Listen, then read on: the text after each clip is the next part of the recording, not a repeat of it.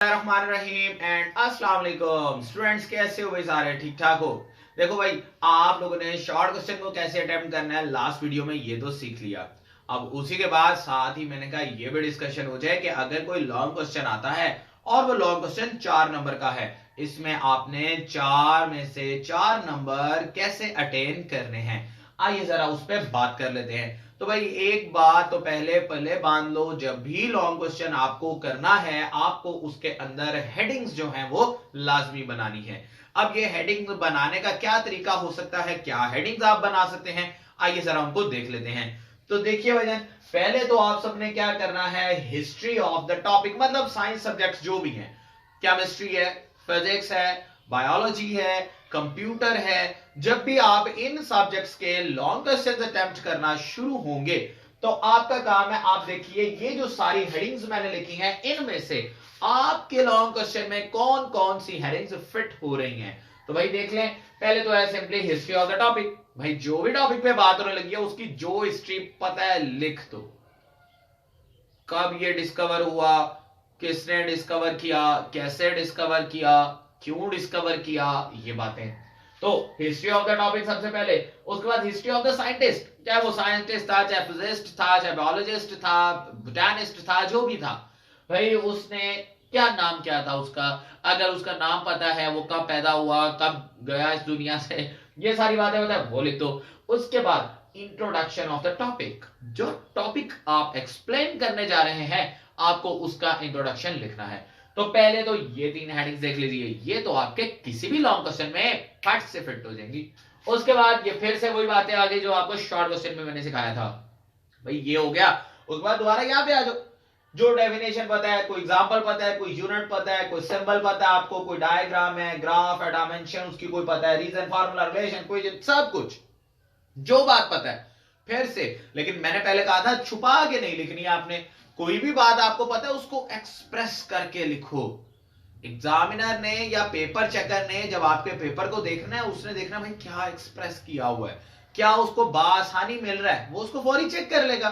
तो आपने ये सारी बातें देखें। उसके अलावा gain, schematic diagram, definition and definition का सिंबल। ऑलराइट, अब अगली बात आती है एक्सप्लेनेशन की, जो कि बड़ा टेक्निकल काम है किसी भी लॉन्ग क्वेश्चन की। एक्सप्लेनेशन आपने कैसे अटेम्प्ट करनी है, तो स्टूडेंट्स ये देखिए 4 तरह से एक्सप्लेन किया जा सकता है कोई भी लॉन्ग क्वेश्चन।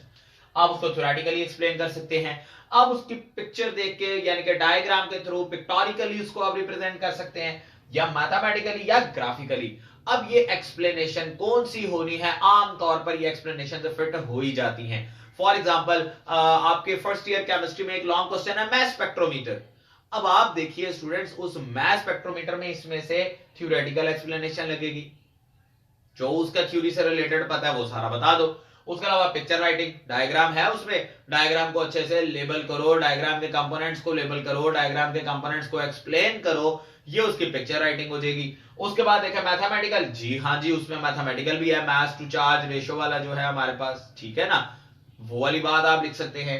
उसके अलावा आप देखें तो आपके पास ग्राफिकल, उसमें ग्राफिकल एक्सप्लेनेशन भी है, वो जो नियॉन वाला ग्राफ बन जाता है, फिर ग्राफ में बताओ भाई एक्स एक्सिस पे क्या है, वाई एक्सिस पे क्या शो कर रहे हैं हम, कहां वो एटॉमिक नंबर था और कहां जो है वो हाइट जो है वो बता रही है पीक्स में, मतलब कंसंट्रेशन का एटॉमिक नंबर भी पता चलता है एक्स एक्सिस। तो ये सारी बातें आप लिखें तो देखिए कितनी जबरदस्त एक्सप्लेनेशन बनेगी। मतलब जब भी आपने लॉन्ग क्वेश्चन को एक्सप्लेन करना है, आपका काम है आप देखें इनमें से कौन सी एक्सप्लेनेशन उसमें फिट बैठ रही है।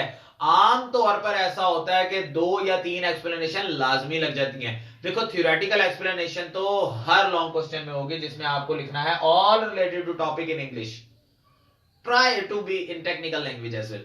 तो ये करोगे। दूसरी बात, अगर किसी टॉपिक में डायग्राम आ जाती है, पिक्चर आ गई आपके पास, भाई पिक्चर राइटिंग कर दो सारी, डायग्राम बनाओ अच्छी सी खूबसूरत सी फट सी, और फिर उसके सारे कंपोनेंट्स को लेबल करो बहुत अच्छी सी हैंड राइटिंग में। लेबलिंग करने के बाद उनमें से जो कंपोनेंट्स का आपको 100% पता है, उन कंपोनेंट्स के बारे में नीचे 2-2 3-3 लाइनें लिख दो यार हेडिंग बना के, ये इस तरह कर लो। और फिर मैथमेटिकली जब आते हो तो आप मैथमेटिकली जो रिलेशन लिखते हैं आपको पता होना चाहिए कि हमारा जो भी रिलेशन है, जैसे m over e is equal to h square r square over 2e, तो मुझे पता है इसमें m का मतलब है मैस, e का मतलब है चार्ज, H का मतलब है strength of magnetic field, E का मतलब था इसमें कैपिटल E जो है वो है स्ट्रेंथ ऑफ इलेक्ट्रिक फील्ड, और इस तरह R का मतलब है रेडियस। तो ये पांचों कंपोनेंट्स को, मतलब जो पांचों एंटिटीज यूज हो रही हैं, जो पांचों सिंबल्स यूज हो रहे हैं उस मैथमेटिकल एक्सप्रेशन के अंदर, उन पांचों के बारे में लिख दो भाई। इसका मतलब ये है, इसका मतलब ये है, इसका मतलब ये है, इसका मतलब ये है। That's it. यूं आपका मैथमेटिकली एक्सप्लेनेशन भी हो जाएगी। एट द एंड जब ग्राफिकल एक्सप्लेनेशन में आते हैं, आप ग्राफ बनाएं, ग्राफ का ट्रेंड बताएं, ये बताएं कि एक्स एक्सिस क्या शो कर रहा है, ये बताएं वाई एक्सिस क्या शो कर रहा है, आप बताएं कि एक्स और वाई का आपस में रिलेशन क्या है। इस तरह से उसकी ग्राफिकल एक्सप्लेनेशन दे दें। और उसके बाद ये डिपेंड करेगा कि आपका क्या क्वेश्चन है, क्या उसमें कोई टाइप्स हैं, तो भाई वो टाइप्स को, काइंड्स को डिस्कस कर लो, कोई कंपोनेंट्स का बता दो, या उसके कोई यूजेस हैं, यूजेस देख लो।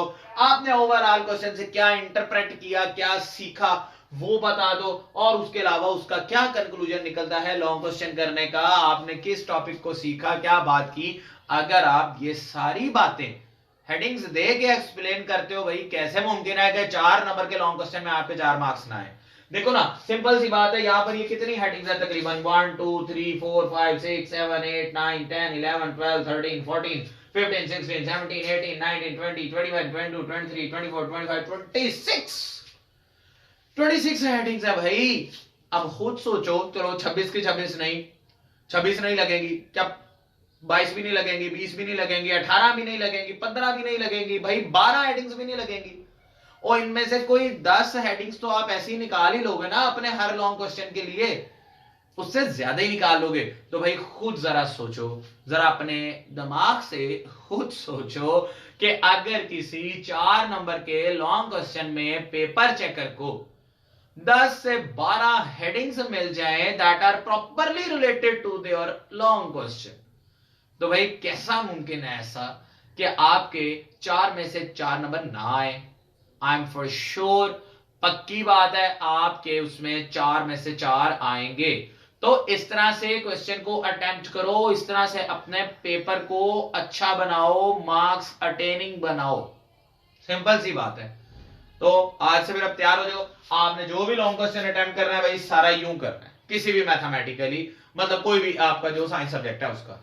ऑलराइट, पसंद आया होगा लाजमी तरीका कि क्यों इस तरह से हमने अटेम्प्ट करना है। इसमें कोई और बात आपने पूछनी है या आपके माइंड में कोई और हेडिंग है तो भाई वो भी कमेंट बॉक्स में बता देना, मैं भी देख लूंगा, और भी जो लोग कमेंट्स देखेंगे उनको भी इस बात का फायदा हो जाएगा। So thank you very much students.